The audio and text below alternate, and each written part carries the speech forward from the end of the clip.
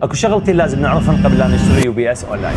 الشغله الاولى، هذا الجهاز شلون راح يحافظ على الاجهزه المرتبطه به. شوفوا، اكو فد شغله مهمه، هذا الجهاز راح يستلم التيار من نقطه الكهرباء، راح يدخل داخل الجهاز. اكو داخل الجهاز منظم للفولتيه، راح يرفع لك الفولتيه اذا كانت ما مستقره، جو ال 170 180 راح يسويها 220، واذا كانت اعلى من 220 راح يخليها 220، وينطيك تيار صافي للاجهزه المرتبطه به. وبهاي الطريقه راح يحافظ على الاجهزه من تذبذب التيار. شغله الاخ، راح نحكي هسه على اليو بي اس الاوفلاين.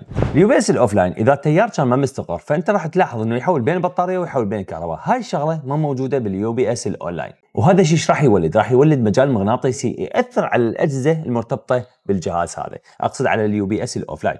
اليو بي اس الاونلاين ما بهاي الشغله نهائيا. راح يجيك التيار صافي مباشره من البطاريه، الكهرباء يغذي الجهاز، منظم الفولتيه يحول المن للبطاريه، والبطاريه تغذي الاجهزه المرتبطه به. فهنا انت راح تحافظ على الاجهزه المرتبطه بهذا الجهاز، وما راح تتاثر باي تغيير للفولتيه.